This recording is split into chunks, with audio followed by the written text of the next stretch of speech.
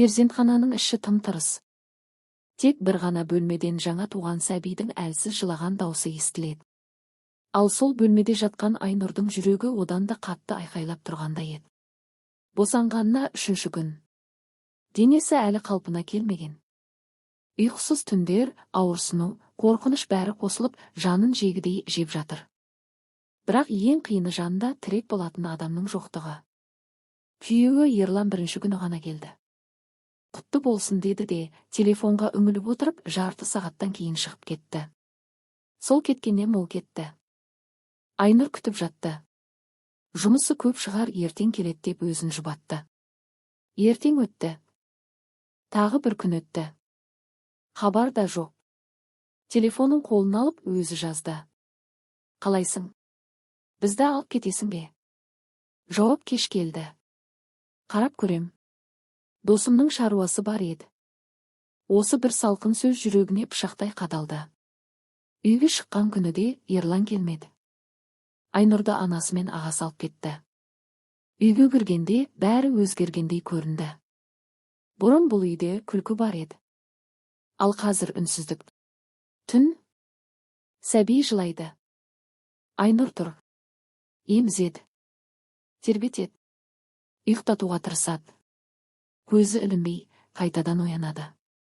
Бір сәтте ол да бірге жылап жіберді. Мен неге жалғызбын? Деді сыбырлап.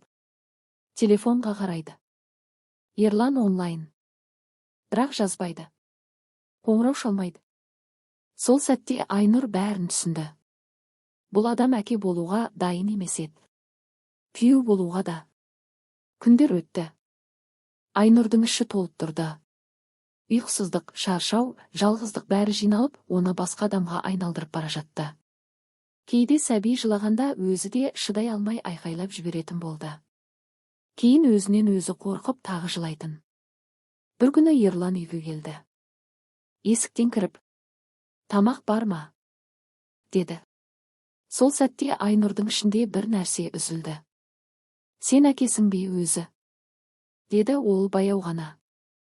Ерлан иығын көтерді. Не болды тағы? Бәрі әйелдер босанады ғой. Осы сөз осы бір салқын, түсінбейтін, жауапкершіліктен қашқан сөз бәрін бітірді.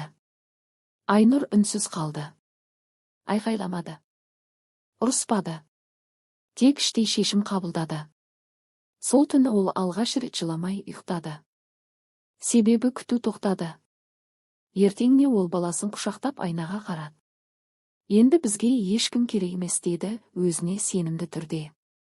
Ал Ерлан сол күйі өзгермеді.